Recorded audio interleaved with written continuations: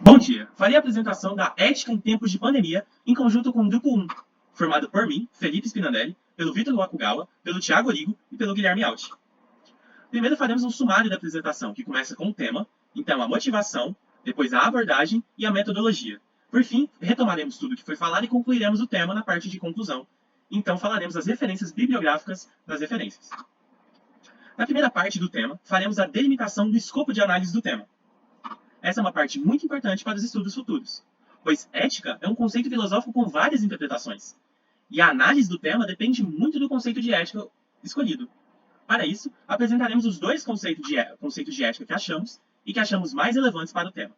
O primeiro deles se refere ao estudo e desenvolvimento dos padrões éticos de uma comunidade, de forma a assegurar que a sociedade mantenha os padrões sociais. Os padrões sociais se referem principalmente à qualidade de vida e aos direitos dos cidadãos. Perceba que quando há uma diferença ou algum acontecimento inesperado, acontece uma diferença ou um desenvolvimento dos padrões éticos, de forma que as mudanças dos padrões sociais sejam minimizadas. Já o segundo conceito se refere ao discernimento de certo e errado, que dita o que os seres humanos devem fazer, com base em vários fatores, como direito, benefícios, a comunidade, justiça e virtudes. Tendo em vista esses dois conceitos, percebemos que o primeiro conceito se alinha melhor com o tema do seminário, pois faremos um estudo do desenvolvimento dos padrões éticos durante a pandemia e os reflexos disso nos hábitos dos cidadãos. Bom dia, eu sou o Vitor Kogal e eu vou começar tratando da motivação. Por que a gente escolheu esse tema e por que ele é tão relevante nos dias atuais?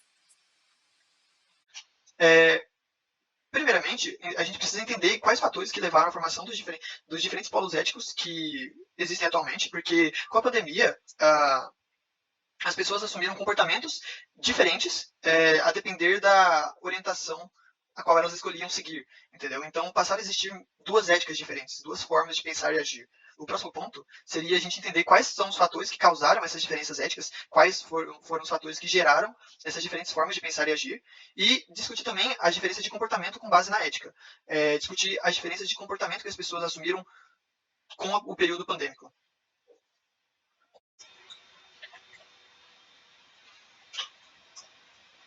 A abordagem. O que a gente analisou, né? A gente analisou primeiramente foram os padrões comportamentais, as diferenças de comportamento das pessoas antes do período da pandemia e durante o período pandêmico. Como a ética mudou nesse sentido, né? Primeiramente, a primeira coisa que foi normalizada foi a utilização da máscara. A máscara com um EPI e se tornou uma necessidade de uso diário da população para se proteger do coronavírus e garantir maior segurança.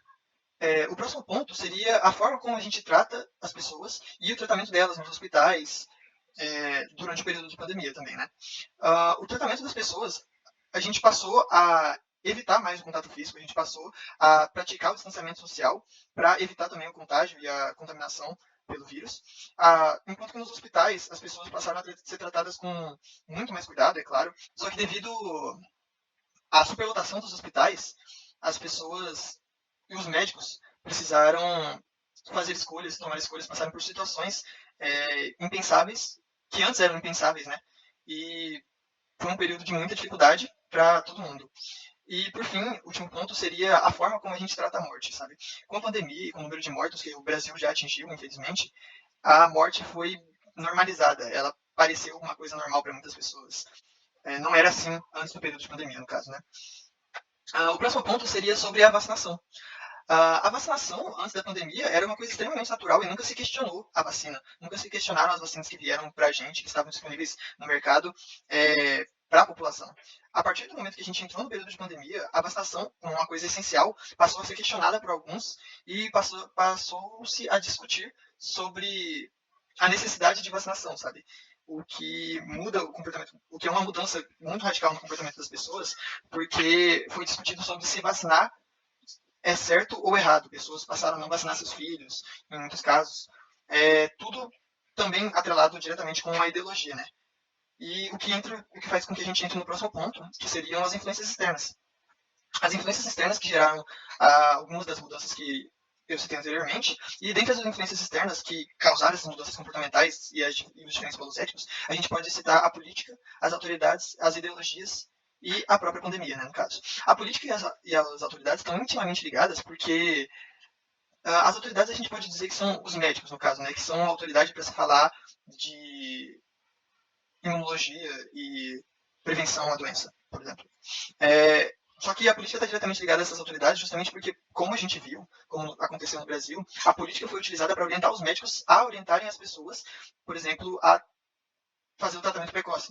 A política nunca esteve desatrelada desse comportamento, do comportamento durante a pandemia.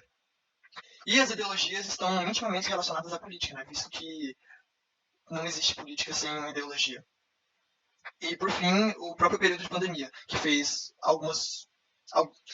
que causou algumas mudanças necessárias no comportamento das pessoas, como o distanciamento social e a utilização de máscara. Normalizou algumas coisas que foram extremamente necessárias e auxiliaram muito no impedimento da disseminação da doença. Agora eu vou estar falando da metodologia, que é como o nosso objetivo foi atingido e que meios a gente usou para fazer isso. Bem, nós utilizamos entrevista com um profissional da área de saúde. Ela era uma médica de um hospital público, lá em Manaus, que é um local que foi fortemente atingido pela pandemia, não só em questão de números, mas em questão de estrutura hospitalar também. A nossa entrevistada preferiu não ser identificada, então a gente não vai colocar o nome dela, nem informações pessoais. E, bem, no relato dela, ela conta que vários médicos, colegas de trabalho, desistiram de tratar os doentes, desistiram de continuar exercendo sua profissão, justamente por terem medo de se contaminar com a doença. Alguns tinham parentes de risco em casa e esse tipo de coisa. Aí acabou sendo uma época bem complicada, porque tinha um grande volume, porque obviamente era uma pandemia, e os médicos estavam diminuindo ainda mais. Ela chegou a trabalhar no setor que tratava de doenças infecciosas, lá eles chamavam de setor rosa, que é justamente a área onde ficam os infectados por Covid, por ser uma doença infecciosa. Ela também conta que, como o hospital estava totalmente sem estrutura, todo improvisado, escassez de médicos, ela tinha que dar plantões de 36 a 48 horas, e isso era bem recorrente. E sem falar que durante o trabalho era correria o tempo todo, e tempo de descanso era praticamente nulo, era coisa de 5 minutos, 1 minuto. Sem falar que toda hora eram pacientes morrendo, e ela conta que toda vez que o paciente morria, eles tinham que fazer um anúncio pelo interfone do hospital, e era coisa de mais de 50 vezes ao dia. Era bem pesado. E bem, por trabalhar nessa área tendo contato com infectados, ela teve que ter um isolamento de 5 meses da família, justamente por não poder infectar eles, ter que se manter longe do filho, marido, mãe, parentes. Isso acaba impactando muito o estado mental da pessoa. E durante a primeira onda, teve uma época que o hospital teve que fechar as portas, deixar pessoas na calçada, basicamente com falta de ar, sofrendo todos os sintomas, praticamente morrendo, e só aceitavam meio que pacientes transferidos, porque estava totalmente lotado, pacientes nos corredores, nenhum respirador, nenhum leito, nem nada. Também teve colegas médicos e amigos dela que iam para UTI, mas não tinha respiradores para todo mundo, então ela se vê naquela situação de ver um amigo, um colega, uma pessoa que era importante para ela, e não tem nem como ajudar.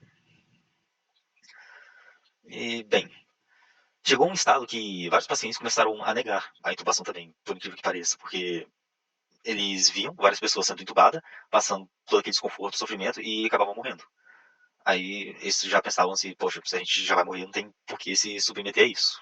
Pelo menos a gente pode ir mais tranquilo. Tanto que teve o caso de uma paciente que não aceitou intubação, e eles apenas anestesiaram ela para ela morrer sem sofrimento. Também tinha o caso de pacientes que morriam e não tinham pessoas para retirar eles. E isso acaba entrando junto com o relato que ela falou, na área vermelha, que é meio que uma pré-UTI, onde os pacientes são preparados até ir para UTI quando tiver algum leito liberado, e os pacientes morriam.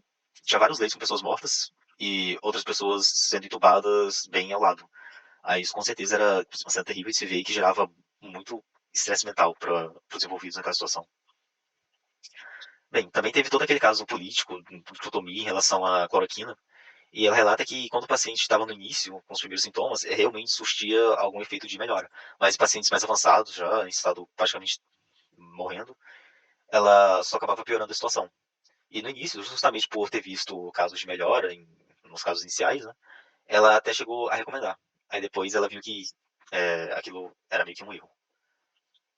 Bem, aí na análise da entrevista, bem, pelo tema que a gente está abordando, pelo conceito que a gente escolheu, que era de como a ética vai se desenvolvendo na sociedade, moldando cotidianos, a cultura em si, os costumes, bem, os fatos de não haverem vagas suficientes, não haver respiradores, tudo isso acaba tendo reflexo na atitude das pessoas, tanto que causava ansiedade de pacientes e médicos, rotinas não saudáveis, como a rotina de plantões de 36 a 48 horas recorrentes, que acabou fazendo eles com problemas de sono, tendo que tomar remédios para dormir, entre outros. E bem, e a ética vai se envolvendo nisso, nessa área da saúde, por meio de desenvolvimento de padrões éticos. Por exemplo, naquele caso da paciente escolhendo não ser entubada. Era meio que a escolha dela, aquilo acabou sendo algo que as pessoas tinham que respeitar. Ela já provavelmente já ia morrer, ela já tinha aceitado isso, e escolheu ir de uma maneira mais indolor possível. Os médicos escolheram respeitar essa decisão e deram sedativos para que ela pelo menos morresse sem sofrimento.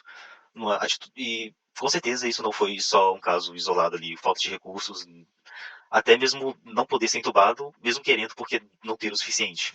Era algo que acaba se desenvolvendo um padrão de você talvez tentar medicar aquele paciente para que ele não vá sem dor. E bem, também tem o caso de aqueles médicos que se recusavam a ir por medo de infecção, e isso com a falha, até mesmo com o compromisso ético deles do juramento, de salvar qualquer vida, tentar ajudar todo mundo. Aí também se acaba se tornando uma situação até meio nublada e complicada de se avaliar, né? Mas é um padrão que acabou sendo desenvolvido. Não necessariamente é ético, mas talvez por outros olhares antiético. Também teve outras coisas, como por exemplo os de álcool em gel, de máscaras, da vacinação, que acaba se tornando algo assim, por influenciar a sociedade como um todo, você usa máscara não só para se proteger, mas também proteger o próximo, acaba se tornando algo ético, e isso, se tornando a rotina da sociedade, vai entrando nesse nosso primeiro conceito que foi estabelecido que a gente ia estudar. E bem, acredito que nessa parte seja mais isso. Olá pessoal, eu sou o Guilherme e eu vou falar agora um pouco das influências externas a respeito do nosso assunto em questão.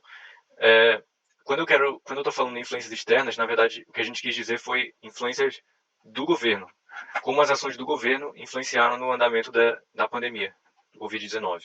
Então aqui a gente trouxe algumas manchetes, por exemplo, com saúde em colapso, Bolsonaro faz piada com o histórico de atleta. É uma manchete sobre uma atitude inadequada, digamos assim, né, de uma pessoa importante para o país. E a gente vai mostrar como que esse tipo de atitude afeta a sociedade como um todo, na questão ética. Aqui, outra manchete. A lista de e-mails de Pfizer ignorados pelo governo aumenta. São 101 tentativas, ou seja, isso mostra a negligência do governo em começar esse tratamento rápido do Covid e acabou tendo consequências catastróficas, digamos assim, né? Aqui mais uma. Pandemia de desinformação. Fake news sobre Covid-19 colocam vidas em risco. Fake news, por exemplo, um grande exemplo aí seria da cloroquina, né? Tanto que, como o Thiago falou na pesquisa que a gente fez com a médica, em alguns casos a cloroquina estava funcionando, no estudo que estava sendo feito no hospital que ela trabalhava, mas em outros casos a cloroquina estava piorando ainda mais a situação. Então, o que a gente está querendo trazer aqui é que a ética, não que ela não é um conceito imutável, porque a ideia de ética, na verdade, ela tem a proposta de ser imutável, na medida do possível. Mas as ações que são consideradas éticas ou não, essas podem mudar. Por exemplo, antes da pandemia, andar de máscara não era considerado como uma atitude não ética. Agora, com a pandemia, se você está andando sem máscara, você pode ser interpretado como não está sendo ético, porque você não está levando em conta que você pode acabar transmitindo Covid-19 e potencialmente matando pessoas que estão passando por ali.